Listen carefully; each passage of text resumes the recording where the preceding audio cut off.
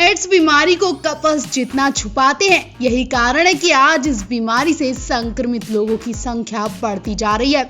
आज देश भर में आधी आबादी इसी वजह से संक्रमित है, क्योंकि लोग इस बीमारी के बारे में खुलकर बात करने में शर्मिंदगी महसूस करते हैं। समाज में उन्हें गलत नजर से देखा जाता है, लोग उनके साथ गलत बर्ताव करते हैं। इसी वजह से लोग इस बीमारी को छुपाते रहते हैं और अंत में उन्हें इस बीमारी की वजह से अपनी जान गंवानी पड़ती है। इस बीमारी में एक वो एक्ट्रेस भी जुड़ी जो हर किसी के दिल की धड़कन कही जाती थी। HIV वायरस ने एक्ट्रेस की जिंदगी तो छीन ली, लेकिन एक्ट्रेस अपनी बीमारी का खुलासा करके ही गई। एड्स जैसी जानलेवा बीमारी ने ना जाने अब तक कितने लोगों की जान ले ली है। इनमें से एक नाम जानी मानी अमेरिकन मॉडल जिया सारंगी का है।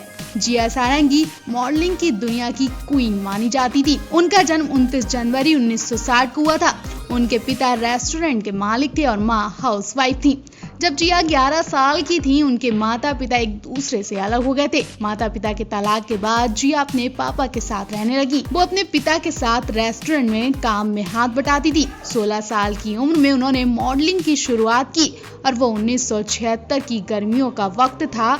उस समय मॉडलिंग की दुनिया सुनहरे बालों वाली मॉडल से भरी हुई थी। वो 1976 की गर्मियों का वक्त था। उस समय मॉडलिंग की दुनिया सुनहरे बालों वाली मॉडल से भरी हुई थी और जिया के रूप में इस इंडस्ट्री को एक नया चेहरा मिला। जब सारंगी ने मॉडलिंग की दुनिया में कदम रखा, वो सचमुच एक नया चेहरा थी। उन्होंने खुद को बिना मेकअप के लोगों के सामने रखा।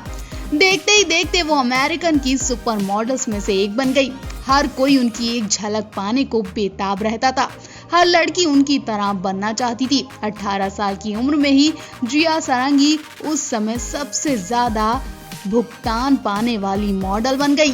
उनकी साल की कमाई $1 लाख थी। यही कारण है कि फैशन दुनिया में लोग उन्हें दुनिया की पहली सुपर मॉडल मानते हैं। सारंगी एक जिंदा दिल इंसान थी। उनका तेज तर्रार व्यक्तित्व लोगों को उनकी ओर और अट्रैक्टिव करता था, लेकिन उनके खराब रवैये ने उन्हें काम से दूर कर दिया। कम उम्र में ही सारंगी को एक बुरी आदत लग गई और वो बुरी आदत थी रख लेने की।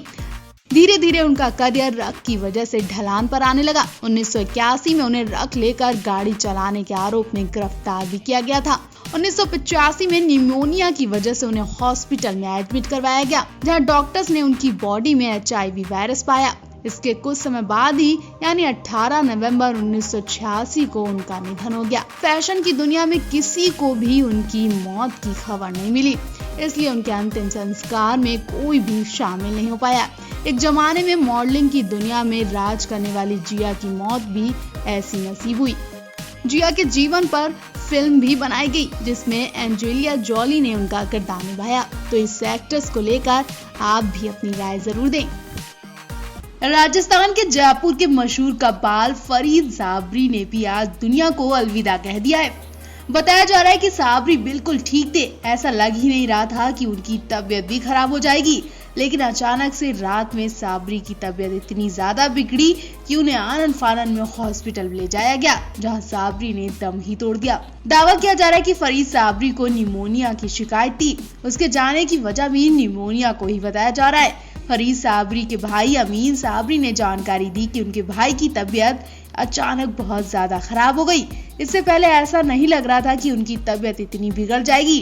डॉक्टरों ने बताया कि फरीद साबरी की किडनी और लंग्स में भी काफी परेशानी आने लगी थी। साबरी का पार्थिव शरीर जयपुर में पैतृक निवास मथुरा वालों की हवेली में रखा जाएगा।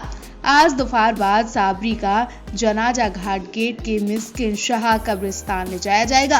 आपको बता दें, साबरी ने बॉलीवुड में भी खूब नाम कमाया। फिल्म सिर्फ तुम में गाया गाना उनका एक मुलाकात जरूरी है खूब हिट हुआ था।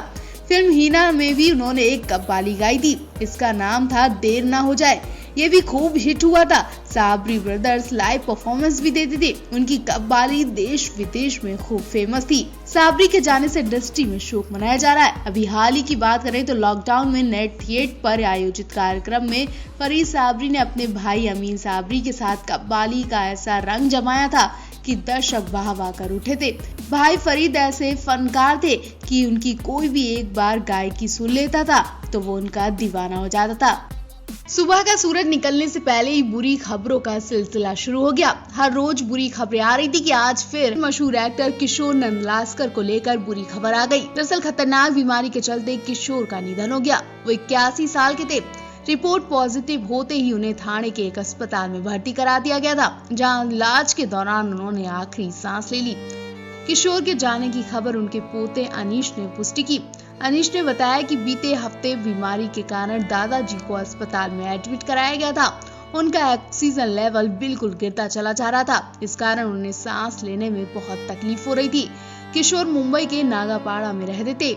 उनकी खबर आने के बाद से पूरी फिल्म इंडस्ट्री में शोक मनाया जा रहा है। गोविंदा ने भी किशोर के जाने पर दुख जताया। दोनों ने जिस देश में गंगा रहता है फिल्म में एक साथ में काम किया था। वहीं रणवीर सिंह ने भी अपनी इंस्टाग्राम स्टोरी के जरिए किशोर को श्रद्धांजलि दी।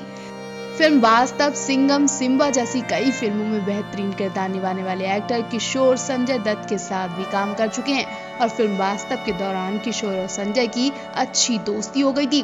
फिल्म वास्तव की को स्टार उषा के वो खास दोस्त थे। उषा ने फिल्म के दौरान कई यादों को याद किया कि कैसे वो प्रोफेशनली एक अच्छे अभिनेता थे और उन्होंने अपने जीवन के अंत की ओर अकेला क्यों महसूस किया।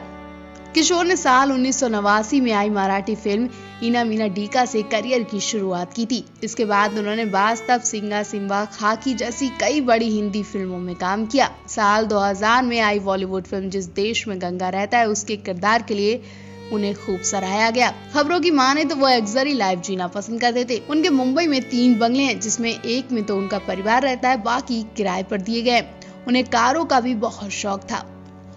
हर रोज की तरह आज की सुबह भी एक दुखद खबर से हुई। हर रोज किसी न किसी स्टार पर आफत आ ही रही थी कि अब बॉलीवुड और टीवी के मशहूर अभिनेता राम कपूर पर भी दुखों का पहाड़ टूट पड़ा। जब अभिनेता को पता चला कि उनके पिता भी इस खतरनाक बीमारी की चपेट में आकर दुनिया छोड़कर चले गए, तो वो बुरी तरह सदमे में आ गए।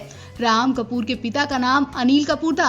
इंडस्ट्री में सभी उन्हें बिली के नाम से जानते थे। वो ड्राफ्ट FCT प्लस उल्टा के चेयरमैन थे। जहां अमूल कंपनी ने राम कपूर के पिता को श्रद्धांजलि दी, तो वहीं कई स्टार्स ने भी राम कपूर के पिता के लिए भावुक पोस्ट लिखा। अनिल कपूर की उम्र 73 साल थी। इस श्रद्धांजलि की फोटो में अगर आप ध्यान से देखेंगे तो अमूल के इस विज्ञापन में अमूल की छोटी लड़की अनिल की बात करते हुए नजर आ रही है, जिसमें वो अनिल से कहती है कि आप हमारे परिवार का हिस्सा हमेशा रहेंगे। आपको बता दें, अमूल के इस तरह के विज्ञापन की शुरुआत अनिल से ही हुई थी। आपको बता दें, अमूल कंपनी का अनिल के साथ अच्छे रिश्ते थे। आपको बता दें, अमूल के इस तरह के विज्ञापन की शुरुआत अनिल ने ही अमूल को करने की सलाह दी थी। अमूल ने इस कैंपेन को शुरू किया और आज ये एड कैंपेन भारत के सबसे बेहतरीन एड कैंपेन में जोड़ा जाता है।